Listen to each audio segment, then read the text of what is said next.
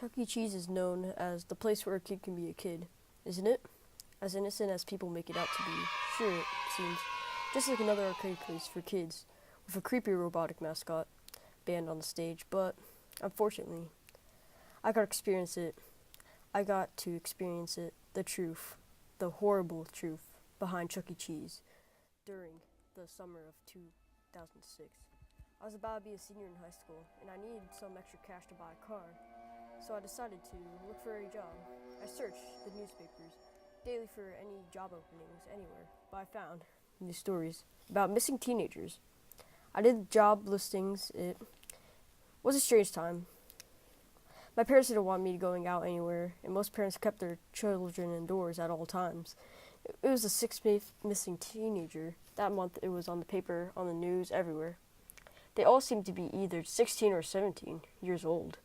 I came from a small town in Pennsylvania, but these disappearances brought a lot of attention to our town, however. These reports didn't stop me from going out and looking for a job. I lived about 10 minutes away walking distance from the big mall that had a Chuck E. Cheese in it. When I was applying into some stores in that strip mall, I noticed that there was a Chuck E. Cheese, had a help wanted sign so I went in to apply, and I asked an employee standing by the entrance for a job application, and without responding, he called for the manager. A man in his late 40s walked to me immediately, asking when I could start an interview or anything, but he didn't even hire me for an interview. He just gave me the job right off the bat. I was kind of surprised. I thought jobs required some interview so I could start working immediately, basically, the man told me. Next day, I'll be trained to receive the employee uniform. I left the place so excited I didn't even think it was weird at the moment. I had just gotten a job. Now I could save up for a car before school starts in. It wasn't until I got back home that I realized how strange it was that I was spontaneously offered a job with no interview. Just a complete stranger. How do they know if I was qualified or able to the job? Imagine if they were really short-staffed and decided to be happy I got the job, I guess. I should have been happy. So I did some research that night, and lately, as I found, the people that worked at that job, they would usually be cleaning or dressing up as a Chuck E. Cheese mascot. Oh, great, I thought. I really didn't want to work as that thing. I went back to the next day around 4 o'clock. The manager greeted me and gave me a shirt of Chuck E. Cheese logo. He then proceeded to show me what I was doing, which was cleaning the tables, sweeping floors, and cleaning and maintaining the robotic mascots. I was relieved that he didn't make me dress up as Chuck E. Cheese costume, but I didn't understand what he meant by maintaining the robots. Sometimes these animatronics get quirky, particularly Chucky, he explained that. Sometimes even in their idle states, the animatronics get overheated and need to be cooled down or they might break or glitch, so my job was to prevent that by spraying the fur of the robots with a bottle containing some kind of liquid, probably water, somehow. That would down the animatronics or something. Didn't see how it made sense, but I did not question it. It seemed easy enough after all, showing me all this time. He asked me if I was ready to start today, and I was shocked, but I was anxious to make money, so I told him yes. It was only then he finally introduced himself as John and asked me for my name after. I introduced myself. After he left, stopped him and asked if I needed any personal information and workers. Since I was only 17, he chucked and responded, "Don't worry about that, buddy. This job is off the books." I asked him, what should I start doing, and my shift ended. He told me, clean for now and to leave when instructed. After this is stormed out of building. I stood there feeling awkward and extremely confused what kind of job this is to leave when instructed. How long was it before I was going to keep me here? It didn't seem any of the information I got from cleaning the tables that I continue to do so far. I wasn't getting any information what to do. And about an hour or two in my shift, an employee told me to go backstage and clean up the robots before their show. John, the manager, had shown me earlier, and cleaning these furry robots seemed easy. I fulfilled a bucket of soapy water and brought it some paper to the robots. They all seemed perfectly clean, just like I expected. Why would they get dirty in the first place? But I figured I should just do it anyways. I started with the character all the way right, the human one dressed up as a chef. I rubbed down the paper towel around his face. Not that it changed much. It looked just as clean afterwards. I repeated this process until I reached the Chucky robot, which was all the way to the left side. This one definitely seemed the most realistic, even to the point where I was really creepy how little kids can find this shit entertaining. I couldn't understand apart from all the other robots. The Chucky one actually seems pretty dirty, particularly around the mouth. So I scrubbed around the robot's mouth with a damp paper towel. It was weird though. This robot was softer than all the others. Just as I finished the robot, it turned its head around me and opened its mouth. I jumped back and almost screamed out loud. I walked around to the other side of the robot and see if his head would follow me. It didn't. It seemed obvious to me right away that Chucky, the robot, left on for some reason. I didn't really think much after that. After another hour of sitting in that room, I had to resume cleaning up the tables and floors while the robots did their show. Besides, that was it. It was a pretty easy and boring night. Eventually, an employee in the car told me to go home. It was almost 9 o'clock when I left on my way home. I felt kind of happy. I had found such an easy job so quickly. I didn't mind it at all most of the shift I spent in that room watching those idle robots. At the end of the night, I fell asleep pretty quickly. But around 3 in the morning, I woke up to the sound of something coming from outside. It was irreversible at first, but pretty soon I could make out a very high-pitched, creepy laughter. Oh.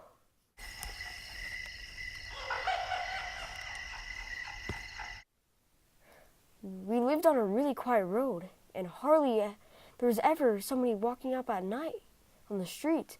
I felt a little bit scared, but I gotta look out my window. I lifted the blind up and peeked out the window. The streetlight outside provided enough light outside to see the property along the street. It had woods across the street. I scanned the street looking to find anybody out there, but nobody. Just as I was about to get back in bed, I noticed something across the street. By the edge of the woods, it was a silhouette of what seemed to be a big man. From where I was standing, the light didn't reveal any of his features. All I could see was the black figure facing my window.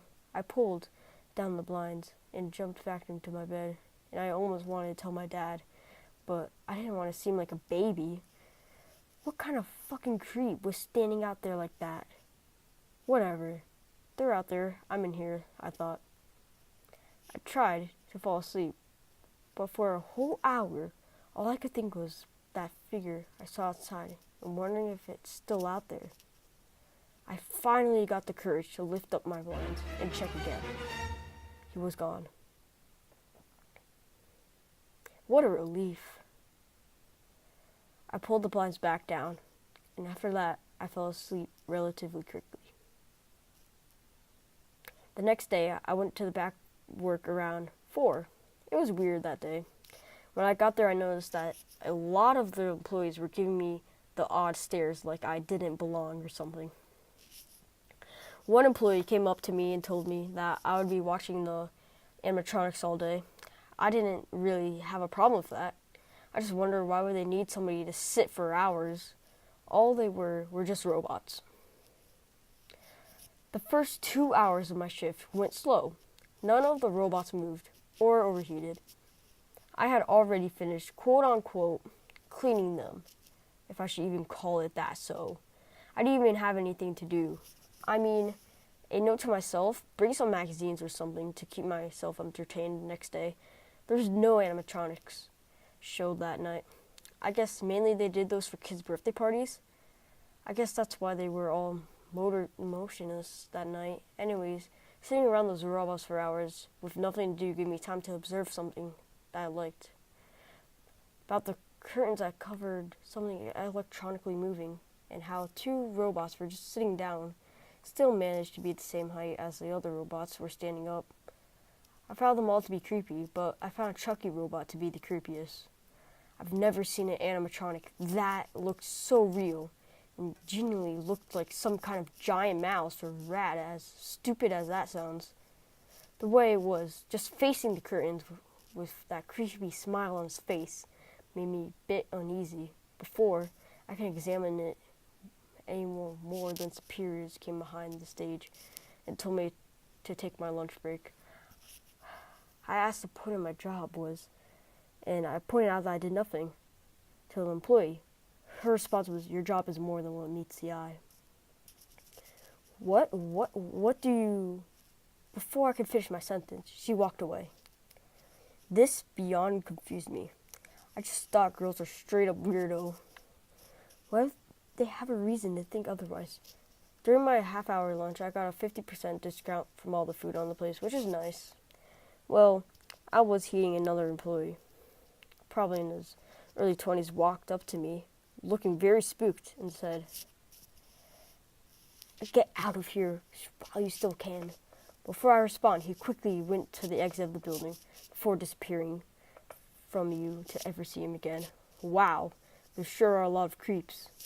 Working here, I thought to myself, but what can you expect, though, when they hire anybody that walks through their doors? When my break was over, well, technically, my whole job was a break. I never did anything. But when my lunch break was over, I walked back to this backstage. But when I opened the door to the answer, the Chucky robot was facing the door with the big smile on his face. I almost fell back in fear and shock, but curiosity, it made me instantly walk up to that robot and examine it.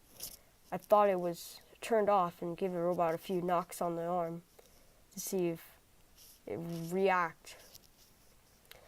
Their arms didn't even feel like they were made of plastic under the fur. It felt like it was knocking on an actual arm. The robot turned his face at me again. What the hell was up with this? This thing was so realistic. I didn't even want to be in that room anymore. For 3 more hours, I thought, a second, that maybe he was overheating and spazzing out, so I sprayed him with the bottle. This only made it more glitchy. His mouth, too, started to jerk up and down. His eyes were closed. A sickened squeaking sound erupted from the robot. Shoot, don't tell me I broke it, I thought. The motion stopped and I opened its eyes again. It wasn't going to try that again, I went.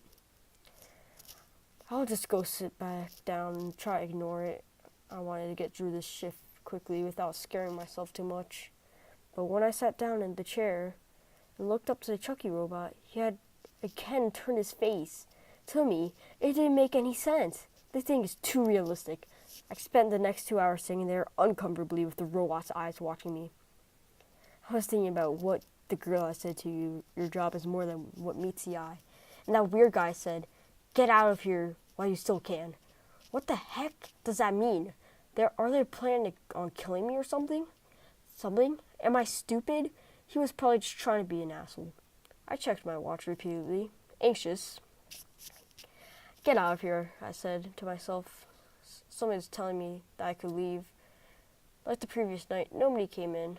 It was 10 o'clock exactly, so I decided I'll just leave. I walked out to the back door in the station and left it open in case somebody needed to get in there and turn off the robots. As I walked towards the exit of the building, I realized that there wasn't anyone in sight. Some lights had been already shut, and they closed pretty quickly. I was sure there was a manager somewhere closing in, so I felt safe to leave. During my walk home, I reflected on the whole situation, how fast I was hired, how my job is all the stares from the other employees and strange comments people are making about me. I started to think if they weren't really going to have a show tonight, then why do they need me to come in and watch them? Why not just turn robots off? Why didn't they just need me to come in and watch them for 6 hours? What the hell was I watching? I really wasn't comfortable with the job anymore, and I decided that the next day I would go in and tell John, the manager, I'm not even interested in staying in that place anymore. When I was laying in bed that night, I was trying to think about other places I could work. I thought of Chuck E. Cheese the robot staring at me, keeping me up. I don't know what it meant. It seemed obvious that he had advanced interactive technology. It was just a little too advanced. That was the last night I thought I could remember before drifting off to sleep. I woke up around 3 in the morning again, the same disturbing laughter coming from outside my window.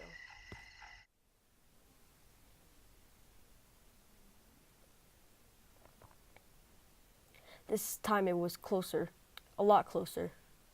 My heart started pounding in my chest. The person I saw last night was back again, seeming to harass me. I had to comfort this person, so I got on my feet and put my hand under the blind, gathering the courage to pull it up. With one instant boost of courage, I jerked the blind up to reveal it. It was the face of the Chuck E. Cheese mascot staring at me, right outside my window, looking right at me, with the same smile I'd seen in the Chuck E. Cheese.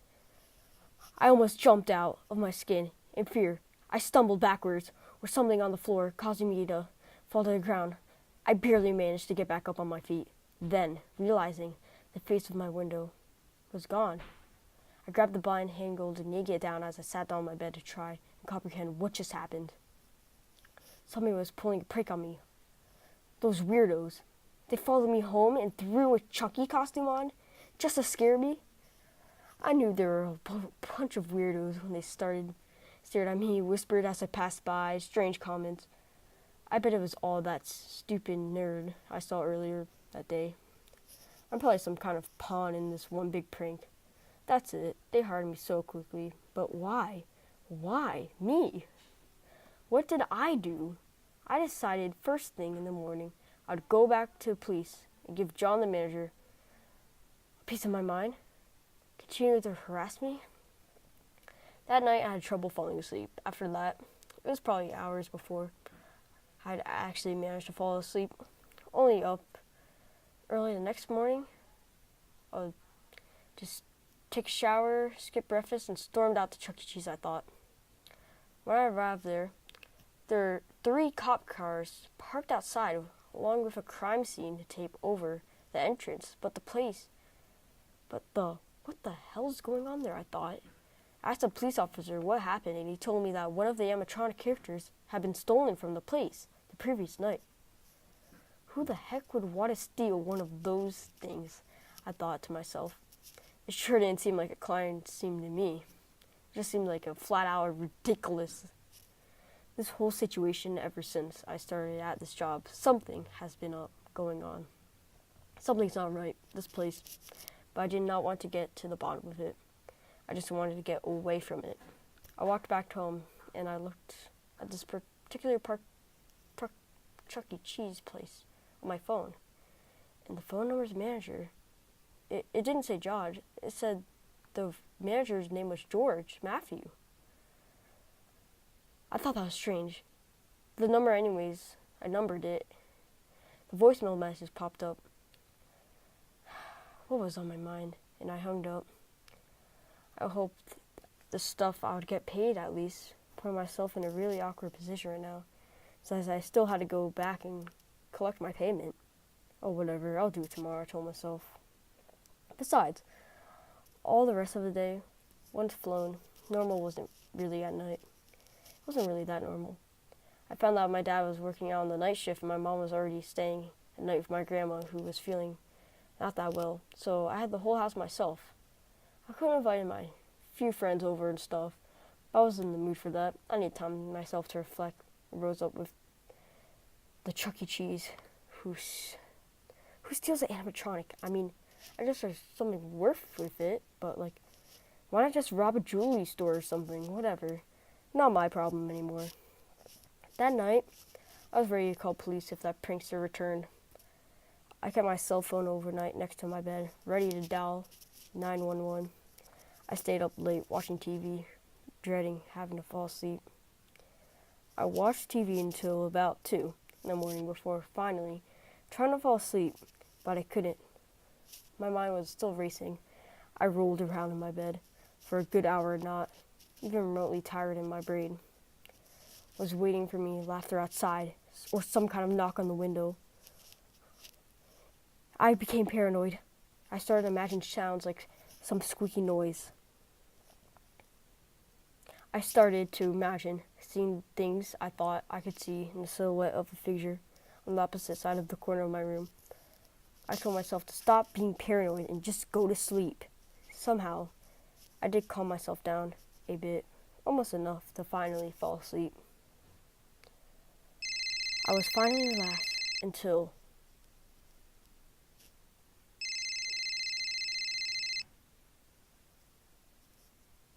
what the heck?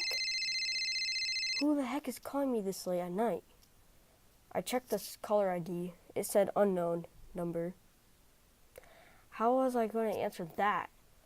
I put my cell phone back on my dresser and rolled back to my side. I was so close to falling asleep, and I was wide awake again. I knew I didn't answer the phone because I was partially afraid it was probably about a minute or two later when I heard a voicemail tone go off on my phone. The caller had left a message. I truthfully did not want to listen to it. I told myself to listen to it the first thing in the morning, but then a sickening thought came up to me. That call was to inform me of the bad news of my ill grandmother, probably. I snatched the phone and flipped it open and pressed a button to listen to a voicemail. I heard a familiar voice. It was John, the manager of the Chuck E. Cheese. I'm sorry, truly. This is nothing personal. You have to understand. We needed someone. He's getting hungry. He needs to eat or else. Listen to me. Listen to me. When I tell you, your sacrifice will not be forgotten. Understand, we only do this to save our humanity. You can't kill him, or our attempts will only anger it. And if we don't beat it, and oh God, we never plan on it escaping. We never get to oh God, I'm so sorry. What the heck was that? What? This has joke gone far enough. This is completely insane. I have to call the police. I jumped out of my bed and turned on my lamp, anxious to call the police. I dialed 911 and raised the phone to my ear. It's only then that I see it.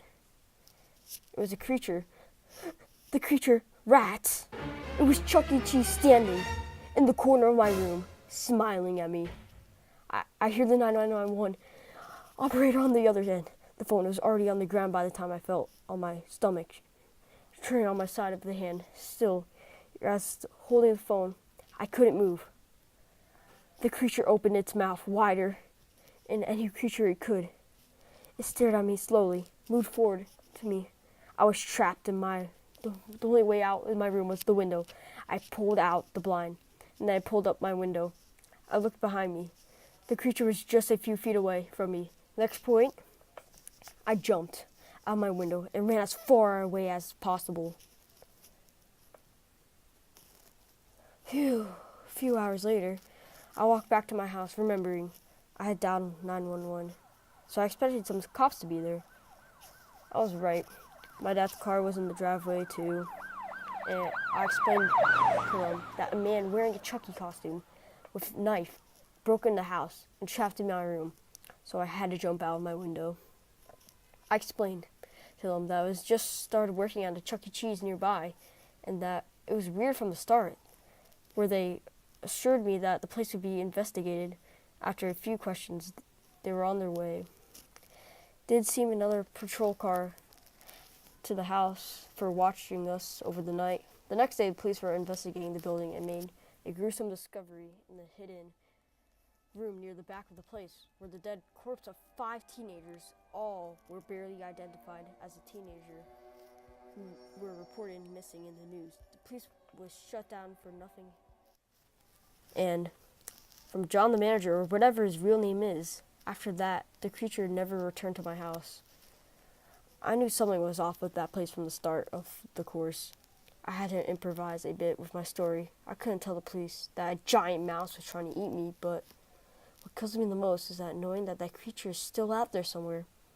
And every so often, I wake up in the middle of the night, and I just barely think I can make out that sound of that high-pitched laughter coming from the woods.